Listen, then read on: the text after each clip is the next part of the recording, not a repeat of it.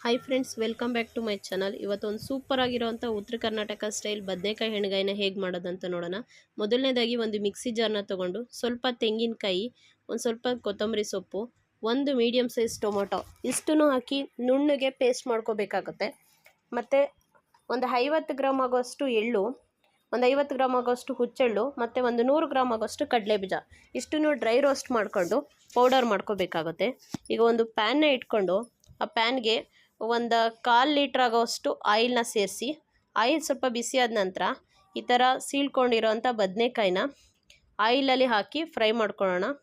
ಬದನೆಕಾಯಲ್ಲಿ ನೀರಿನಂಶ ಇರಬಾರ್ದು, ಇದ್ದರೆ ಎಣ್ಣೆಯಲ್ಲಿ ಸಿಡಿತದೆ. ಸೊ ಆದಷ್ಟು ನೀರಿನಂಶ ಇಲ್ಲದೆ ಇರೋ ಥರ ನೋಡಿಕೊಂಡು ಎಣ್ಣೆಲಿ ಫ್ರೈ ಮಾಡ್ಕೊಳ್ಳಿ. ನೋಡಿ, ಈಗ ಮುಟ್ಟು ನೋಡಿದ್ರೆ ಸಾಫ್ಟಾಗಿರಬೇಕು, ಇಷ್ಟಾದರೆ ಸಾಕು. ಈಗ ಇದನ್ನು ಒಂದು ಪಾತ್ರೆಗೆ ಎತ್ತಿಟ್ಕೊಂಡು ಆ ಎಣ್ಣೆನೆಲ್ಲ ತೆಗೆದಿಟ್ಕೊಂಡು ಒಂದು 2ರಿಂದ 3 ಸ್ಪೂನ್ ಆಗುವಷ್ಟು ಆಯಿಲ್ನ ಸೇರಿಸಿ, ಆಯಿಲ್ ಬಿಸಿ ಆದ ನಂತರ ಇದಕ್ಕೆ ಸಣ್ಣದಾಗಿ ಹಚ್ಚಿಟ್ಕೊಂಡಿರೋವಂಥ ಈರುಳ್ಳಿನ ಹಾಕಿ ಈರುಳ್ಳಿ ಸಾಫ್ಟ್ ಆಗೋವರೆಗೂ ಫ್ರೈ ಮಾಡ್ಕೋಬೇಕಾಗತ್ತೆ. ಈರುಳ್ಳಿ ಫ್ರೈ ಆದ ನಂತರ ಇದಕ್ಕೆ ಸ್ವಲ್ಪ ಕರಿಬೇವಿನ ಸೊಪ್ಪನ್ನ ಕೂಡ ಆ್ಯಡ್ ಮಾಡಿಕೊಂಡು ಫ್ರೈ ಮಾಡ್ಕೊಳ್ಳೋಣ.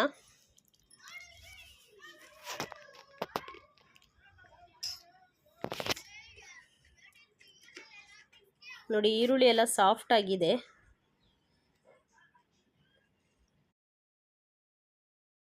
ಈಗ ಇದಕ್ಕೇ ಒಂದು ಅರ್ಧ ಸ್ಪೂನ್ ಆಗೋಷ್ಟು ಶುಂಠಿ ಬೆಳ್ಳುಳ್ಳಿ ಪೇಸ್ಟ್ನ ಆ್ಯಡ್ ಮಾಡಿಕೊಂಡು ಅದರ ಹಸಿ ವಾಸನೆ ಹೋಗೋವರೆಗೂ ಫ್ರೈ ಮಾಡ್ಕೊಳ್ಳೋಣ.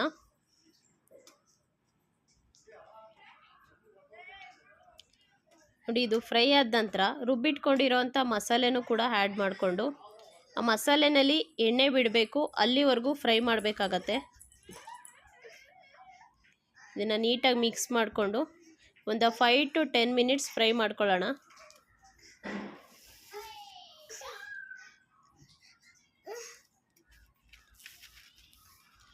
ನೋಡಿ, ಇದು ಫ್ರೈ ಆಗಿದೆ. ಈಗ ಇದಕ್ಕೆ ರುಚಿಗೆ ತಕ್ಕಷ್ಟು ಉಪ್ಪನ್ನ ಸೇರಿಸ್ಕೊಳ್ಳೋಣ.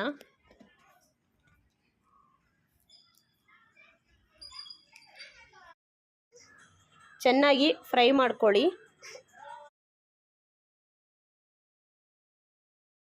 ನೋಡ್ತಾ ಇರ್ಬೋದು ಎಣ್ಣೆ ಎಷ್ಟು ನೀಟಾಗಿ ಬಿಟ್ಟಿದೆ ಅಂತ. ಈಗ ಇದಕ್ಕೆ ಸ್ಪೈಸಸ್ನ ಆ್ಯಡ್ ಮಾಡೋಣ.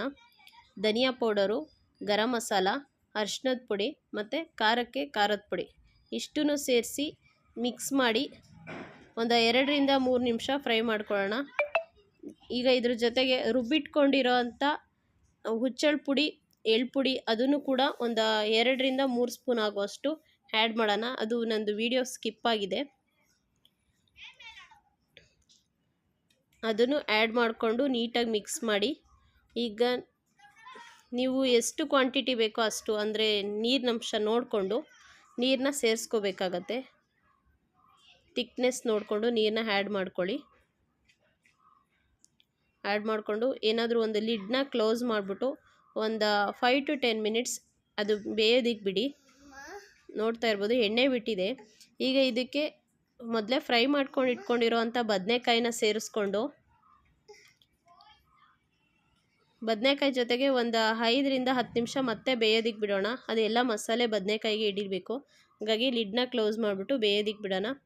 ನೋಡ್ತಾ ಇರ್ಬೋದು ಎಷ್ಟು ನೀಟಾಗಿ ಬದನೆಕಾಯಿ ಎಣ್ಗಾಯಿ ಉತ್ತರ ಕರ್ನಾಟಕ ಸ್ಟೈಲ್ ರೆಡಿಯಾಗಿದೆ. ನಿಮಗೆ ಈ ರೆಸಿಪಿ ಇಷ್ಟ ಆಗಿದ್ದಲ್ಲಿ ಪ್ಲೀಸ್ ಸಬ್ಸ್ಕ್ರೈಬ್ ಮಾಡಿ, ಶೇರ್ ಮಾಡಿ, ಕಾಮೆಂಟ್ ಮಾಡಿ, ಪಕ್ಕದಲ್ಲಿರೋವಂಥ ಬೆಲ್ ಐಕನ್ನ ಕ್ಲಿಕ್ ಮಾಡಿ. Thank you.